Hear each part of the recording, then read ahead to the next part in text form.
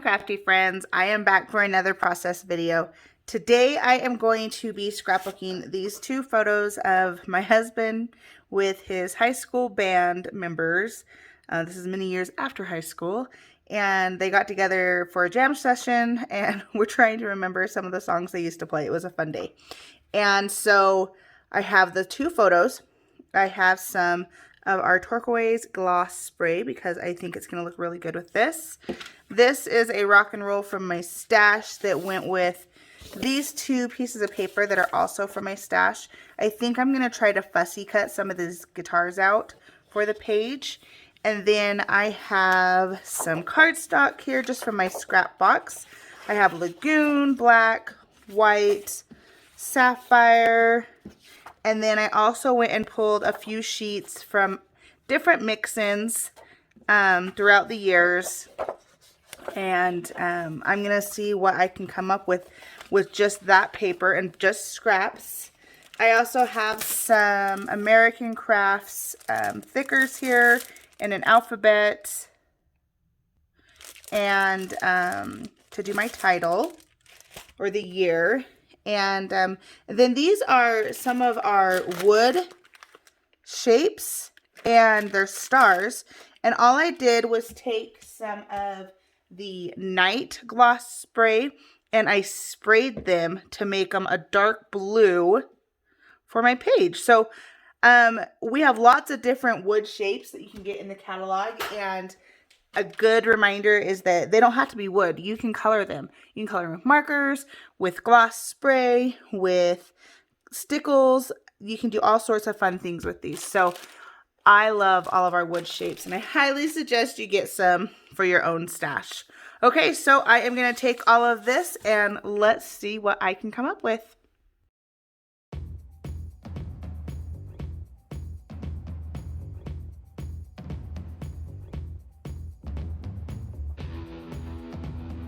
So the first thing I am doing here is I am trimming down my photos, and then I'm going to place them on this paper that I want to use as my background and kind of gauge where I want them.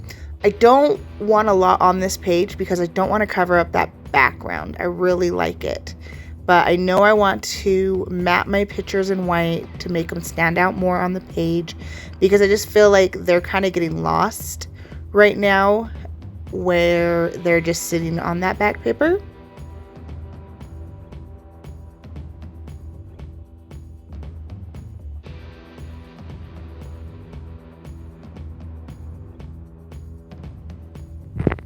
Now that back paper kind of looks grungy, and so I am going to ink up my papers so that they match that back page. I'm in love with that back page, you guys. I think it looks so awesome with these pictures, and I'm glad that I found it in my stash.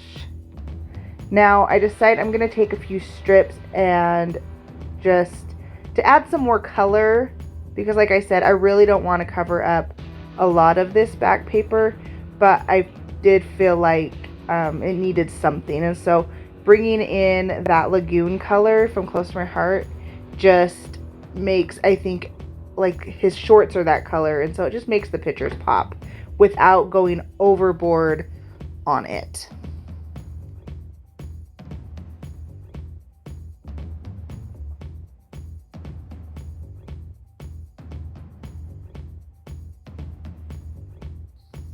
Now I do decide to fussy cut out these guitars here, and I love that you can do some fussy cutting of a paper and create embellishments doing that, especially because guitars and things are not really things I have in my stash, like as stickers or ephemera or anything like that, which I think I should just because of what I do for work, but I have not found them. So if you find some, you guys leave me a comment below and tell me where to get some, because I do need stuff like that in my stash.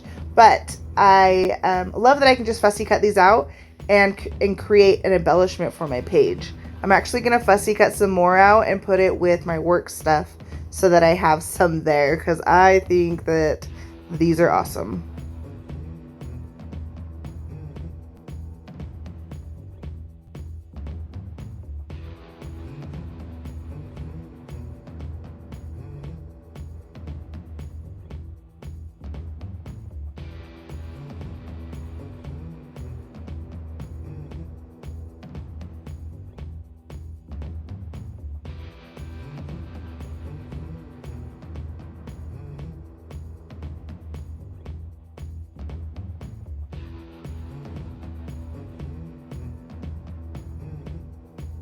Okay, I do decide that I'm going to trim down this photo and just have it be of my husband because he's kind of hiding in the photo I have up there now, but it has all the members of the band that were there that day. And so I decide that I'm just going to highlight my husband and unfortunately cut his friend out of that picture, but it's okay. It's for my album, not his. So yeah. And I want to highlight my husband, so it makes sense, right? It makes sense in my brain.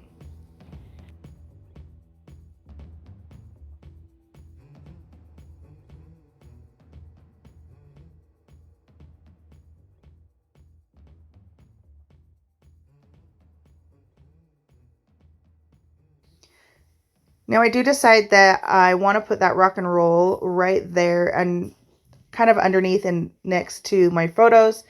And because it's overlapping so many different elements, it needs something behind it to ground it and to make it more uniform so it stands out and you can read it better. So I decided to take some of this sapphire and I'm just going to glue this piece of vellum on top of that sapphire.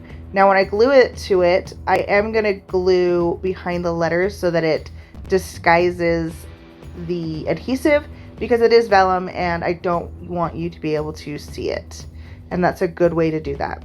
Now I am just going to ink up the rest of these papers because, like I said before, that background's pretty grungy and I want the rest of my page to match that.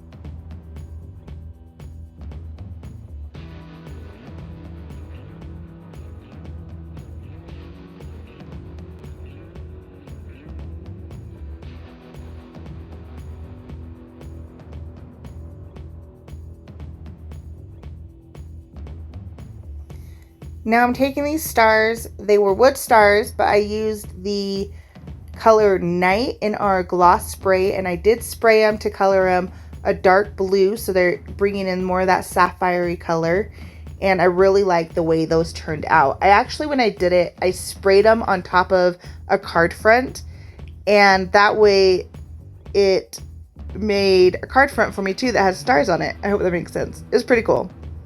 I am going to throw the date on this page going up the side using some of my black foam stickers, and I really like the way this turns out.